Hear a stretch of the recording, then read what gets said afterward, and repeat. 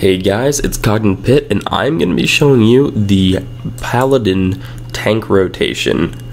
This is in 4.2. 4.3 is almost coming out, but there should not be any changes to the rotation. So let's just go through this. I'm going to lay out the basics so you pretty much know what you're doing when you're tanking. Okay, first things first.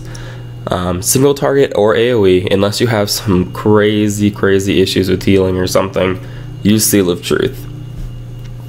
Seal of Truth is good, so use it.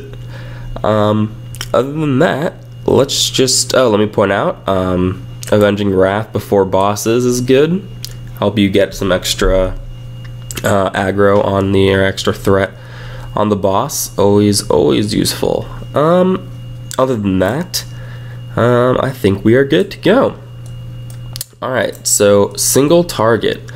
Now, the main difference between AoE and single target tanking is going to be your holy power generator. Now, Crusader Strike is the single target, and Hammer of the Righteous is the AoE. Also, there's going to be a little bit different priority. This is more of a personal feel for me. I mean, other people might do something else, but this is how I feel is one of the better ways to go ahead and go through with this. So let's just start. You're going to use Crusader Strike, and then you're going to use Avenger's Shield, Crusader Strike, Judgment, Crusader Strike, Shield of the Righteous, Crusader Strike. And then whenever the Avenger's Shield procs, always use it. Always use it. Even if you have to give up a Crusader Strike for it, always use it. The damage it does is great, and it'll generate a holy power for you. And now I'm going to have to use Holy Wrath, which is okay. Holy Wrath is in your rotation. It might feel kind of weird against a single target, but it's fine. Shield of the Righteous. And really just go back between Crusader Strike and one of your other spells. I laid out some other spells here. Well, I laid out some other spells here to sort of show you what you shouldn't do. Now, I know some people like to start a boss with Exorcism. That's fine if you want to do that. That's your personal choice. I personally don't. I just start out with my Avenging Wrath and go to town with Shield of the Righteous. Now, let me get up some mana. Let me point out a few other things.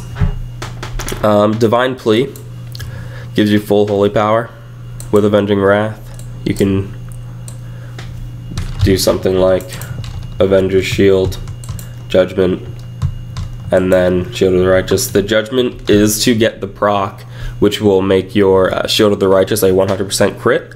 You can not use the Judgment. Really totally up to you, depends on your threat and how you feel about doing. It really doesn't matter.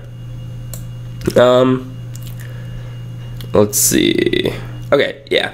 So let's go to AoE. Now, for AoE, what you're gonna be doing is, most of the time, you can still use Shield of the Righteous if you want, but what I normally do is use Inquisition. Now, Inquisition will take the 3 holy power and it increases your holy damage by 30%, which is very useful if you're AoE tanking. Now, one thing I like to point out, Consecration is not in your rotation. It is, I can't tell you how embarrassing it is to see someone do this.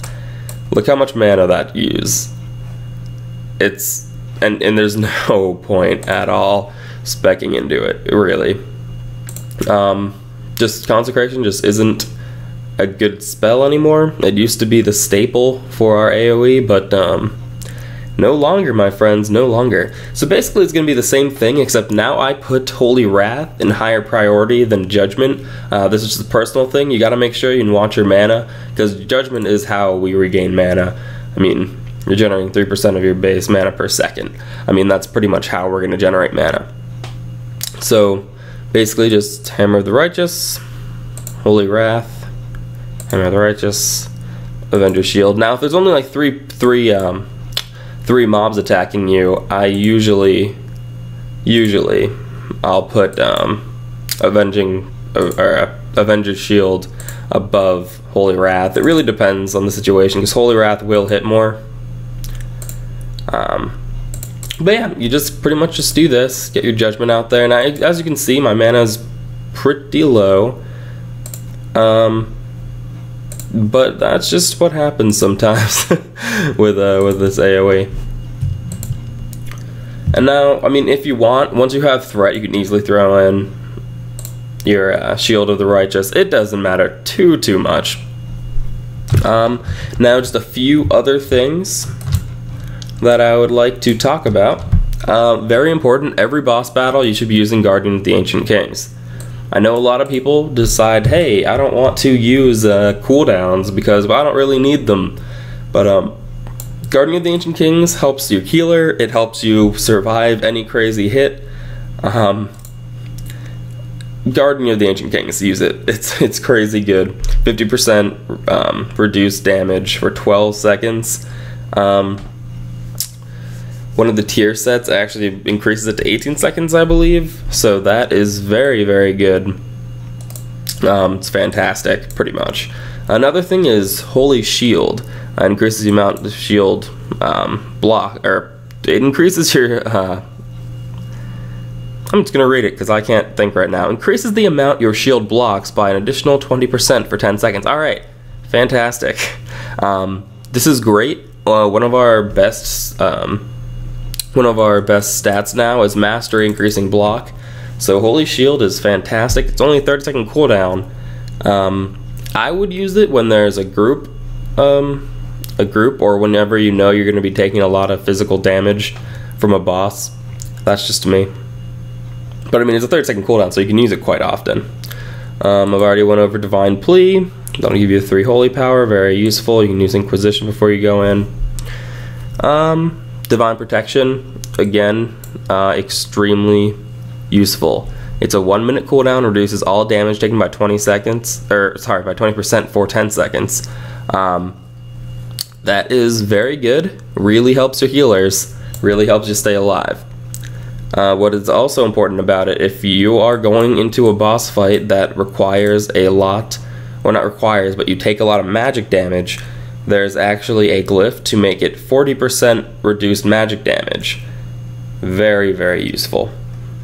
Then we have Ardent Defender.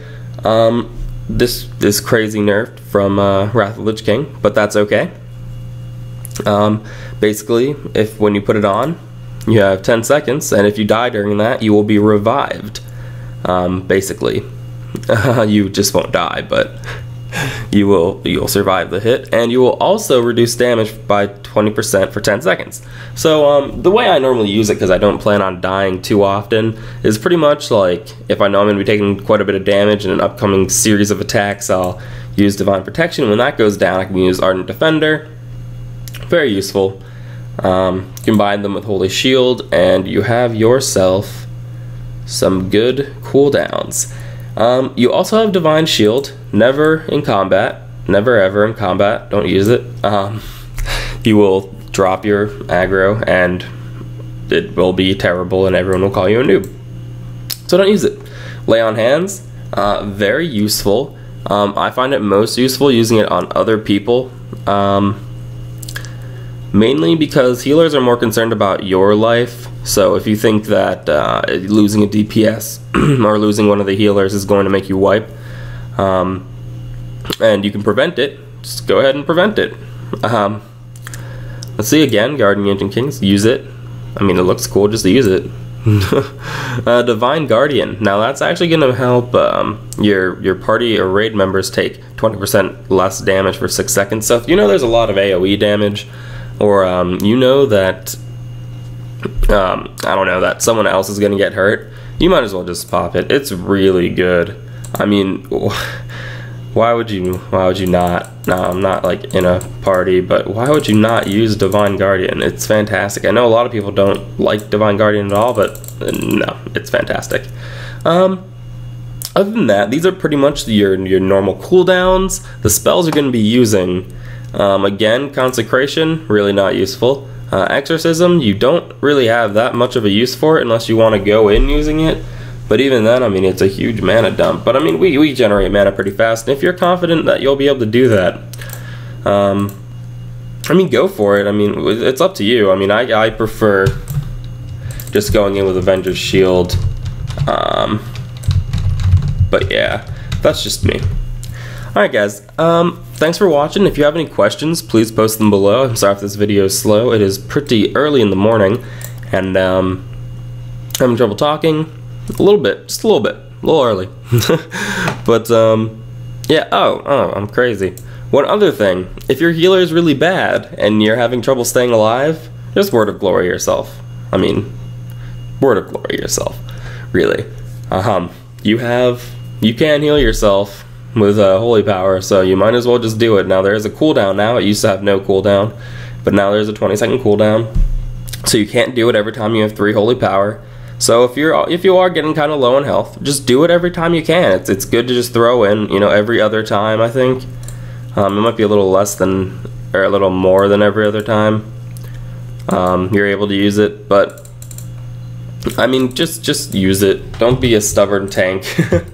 that's all I can say. And yeah, that's just good advice all around. Don't be a stubborn, jerky tank. Everyone knows that tanks, well, we're a little harder to get in queue. DPS are waiting. Healers don't really wait that long at all. But I mean, like, we have instant queues for heroics and stuff. So just don't be a jerk.